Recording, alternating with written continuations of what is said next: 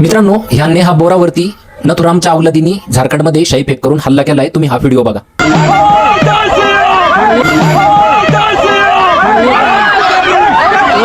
एका मुलीवरती हल्ला करायला प्रभू श्रीरामाचं नाव वापरावं लागतंय. याचा अर्थ नक्कीच ही प्रभू श्रीरामाच्या विचाराची अवलाद नाहीये, तर नथुरामच्या रक्ताची अवलाद दिसते. कारण तो नथुराम सुद्धा देशाचा पहिला आतंकवादी, ज्याने की महात्मा गांधीवरती भ्याड हल्ला केला आणि त्यांची वेळी हत्या केली. नथुरामच्या विचाराच्या अवलादींनी गौरी लंकेशची सुद्धा अशाच पद्धतीची हत्या केली. मग ह्या नथुरामच्या अवलादी ज्या आहे त्या पुरुष आणि महिला हल्ला करताना असा कुठलाही भेद ठेवत नाही. मग त्याच विचाराला अनुसरून ह्या नथुरामच्या आजच्या अवलादींनी ह्या नेहा बोरा मुलीवरती अशा पद्धतीचा हल्ला केला. आता ह्या हल्ल्यानं ती पोरगी काय घाबरणार आहे का? अरे ती असली खतरनाक आहे ना, तुम्ही ज्यांना बाप मानून बसलेले त्यांच्याकडे सत्ता, पोलीस सगळं असताना त्यांना प्रश्न विचारायची दानत ठेवतात. इतकी त्यांच्यामध्ये धमक आहे. त्याच्यामुळं त्यांच्या मागं जनसामान्याची जी चळवळ आहे का ती उभी मोठी. परंतु तुम्ही काय करणार? ह्या अशा भ्याड पद्धतीने त्यांना कमजोर करायचं बघणार. त्या घाबरणाऱ्या नाहीयेत. तुम्ही ती नेहा सिंग राठोड बघा, तुम्ही ही नेहा बोरा बघा, असल्या पेलतात ना तुमच्या बापाला, तर ही गोष्ट तुम्हाला सहन होत नाही. तुम्ही विचार करा, ही मुलगी सावित्री आणि फातिमाला मानते आणि त्यावेळेला तुम्ही आजच्या सिच्युएशन सोबत त्यावेळेच्या सावित्री आणि फातिमेचा विचार करून बघा, तुमच्या मनाला चर करून जाईल.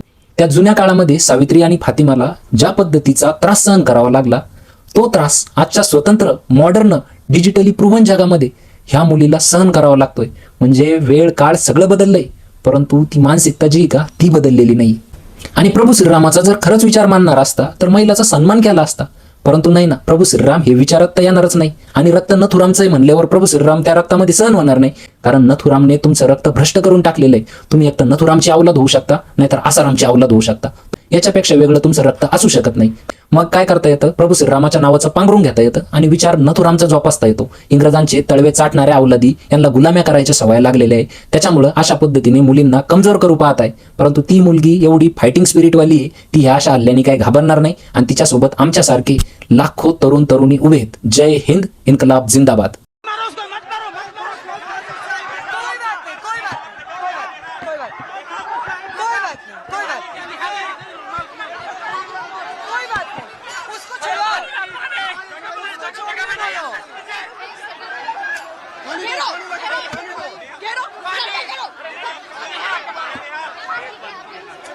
अरे उसको छोड़िए।